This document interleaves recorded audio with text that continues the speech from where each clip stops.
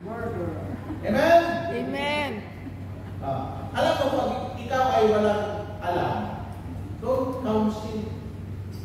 Napakabigat ang trabaho ng counselor.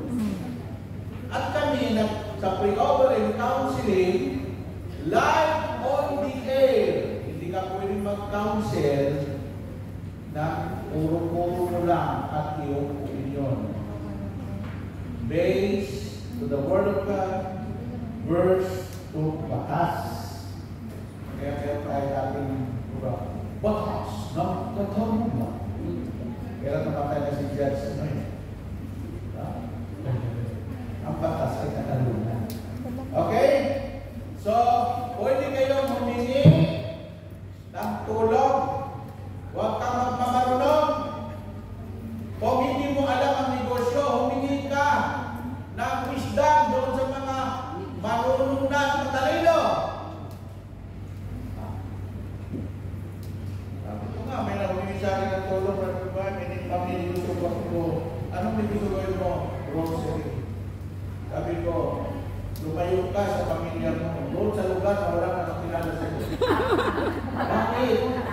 Pagkakay ka grocery doon, sa pamilya nyo, utangin lahat ng kamag-anak mo, mga kaibigan mo, pag siningin mo, galit pa sila. Tama o hindi? Tama! Tapakang ka dyan. Alam mo, masarap mag-gusto sa wala kang kakilala. Amen. Walang manghihira, wala mamunta. Bakit tinitingnan mo ako ng ganyan? Ha? Negosyo sa compound. Dalawang buwan na, wala kang laman yung grocery. Bakit? Inutang ng biyanan, inutang ng bayaw, inutang ng kaibigan, inutang ng... ano yan sa negosyo mo? Hindi lang okay, hindi na babalik sa inyo. Kasi wala kang karunungan. Amen? Pag nag-negosyo ka, bawal ang magpakutan. Sabihin ko doon sa tindahan, galit muna tayo. Bawal ang magpakutan. At least may na-inform sila. Kung may hiya sila, okay. Topic, a person's word being source of wisdom. The Bible verse that highlights how a person's words can be source of wisdom in Proverbs 18:4. Yan ang ating tinutukan. Which states the word of a person's mouth a deep water, a flowing river, a fountain of wisdom. Other relevant verses include Proverbs 15 verse 2, noting that the tongue of the wise command knowledge, and Colossians 4:6, which encourages believers to let their speech be seasoned with salt, meaning gracious, fruitful, in wise. Alam mo yung salt, ginagamit ko yan ng salt ang masarap.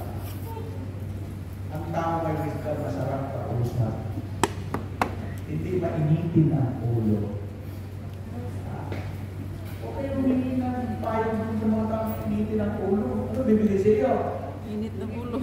Kaya pa kayo mainitin ang ulo? Humingi ka ng payo sa mga tao, very smart. Pag nagsalita, nakapag-giling, nakangiti, ngiti pala, ulan lang. Palakasan na sa mga woo! Amen? Amen! Alam ko ang aking mentor, tawag ko ng mentor, si Brother Mike. Sabi ni Brother Mike, bye-bye, ito ka. Ayan sila ng swimming dyan sa Puerto Sol. Bigyan kita. Gusto mo yung mama? Please. Ako po. Sabi niya, hindi ba undergraduate? Oo, sir. Oh, pag may taglay ka dito, yung 4 na D, D. talo mo ba ang degree holder? Ano D? Sabi ko, sir, ano yung unang D? Messiah of your heart.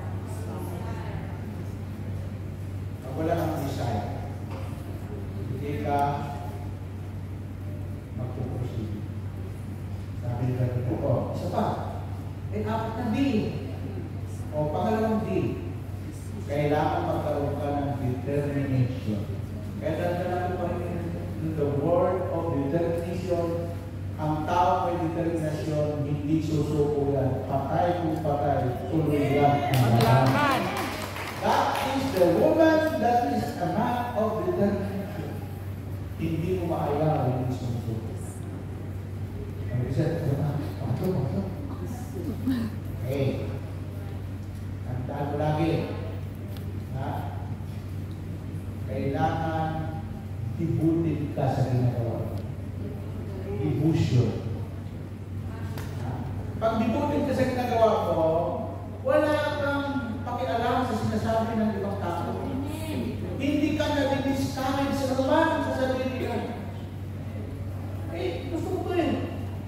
Mag-success ako dito. O, devoted. O, di nakatatlong din na kayo. Pang-4 na din, tapos na yung examination, degree holder ka na.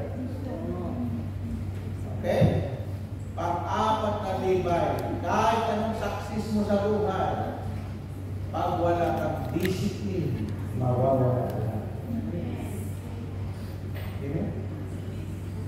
Disiplinahin mo ang sarili mo sa gastusin. Disiplinahin mo ang sarili mo. Huwag kang bili ng bili, eh hindi mo naman kailangan. Huwag kang bumili dahil naingit ka lang sa iyong kaibigan. Discipline. Alam niyo mga ibig sabihin ng disciple? Disciple means disciplined people. Yan ang meaning ng disciple. Kaya sabi ni Lord, gawin yung alagad ko ng bansa. Hindi po sinabi ni Lord na gawin yung followers. Kasi ang followers, pag wala ng gana, hindi na susunod. Pero yung disciple, renos yan, bagyo man yan. Ano ba ang pinagdaraanan sa buhay, tuloy-tuloy yan. Ngayon na pag-ulit. Amen po ba? Amen. Hindi nakakala kayo. 4. Ilang din na? 4. Kapagkali. Taglayin niyo yan. Yan ay payo sa inyo. Ha? Yung payo na yan, galing na sa pulpit ko. Amen? Okay. Where in the Bible does it say your word gives wisdom? Saan sa Bible yun?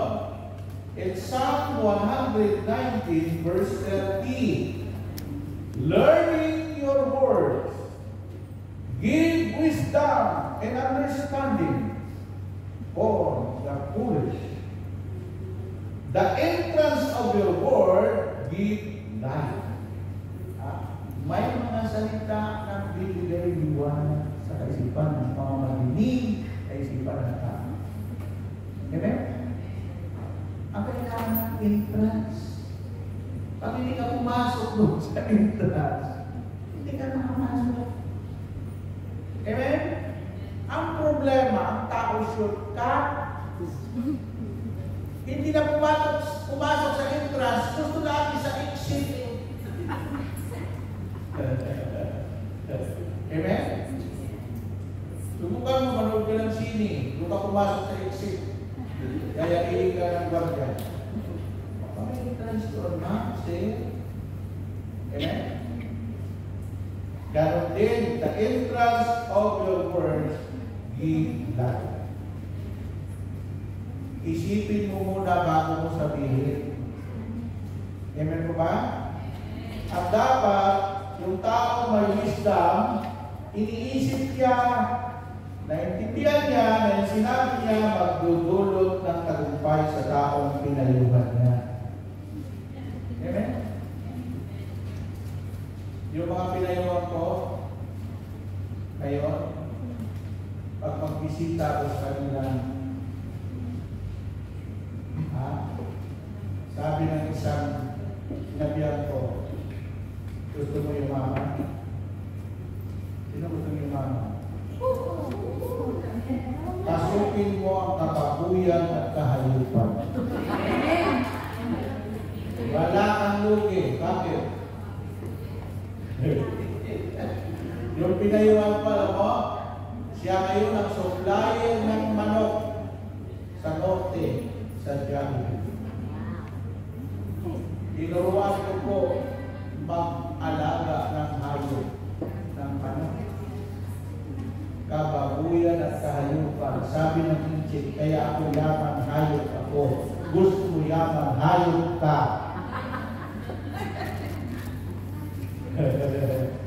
Amen? Ano pa?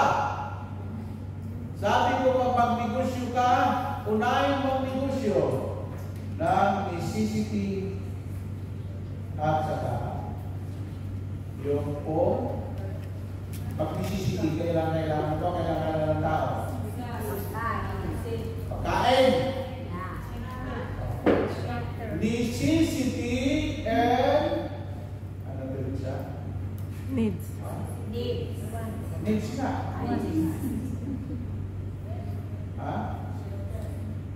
Yung mga kailangan ng tao talaga sa araw-araw. Necessity and saka na yan. Bata, necessity. Number 2, what is the source of wisdom in the Bible? Ito, ako na. Prime commodities and necessities. Dahil prime commodities, ang damit pwede kang hindi bumili ng damit sa loob ng 5 taon. Pero hindi ka pwedeng hindi kumain sa buong hapon. Amen. Yan ang prime commodities and necessities. Do you understand? Amen. Binigyan ko na kayo ng sample. Okay, what is the source of wisdom in the Bible? Wisdom, as in the Old Testament, is a God-given. Ang Diyos na bibigay dyan. God-given. Ang Diyos na bibigay talaga ng tunay na talino. Hindi mo alam na may talino ka pala, kaya lang hindi mo ginagamit kung sa sunda, sa kutsilyo, hindi ka nahasa. Yung karunungan ng iba, pag napakinggan mo, Amen? Okay.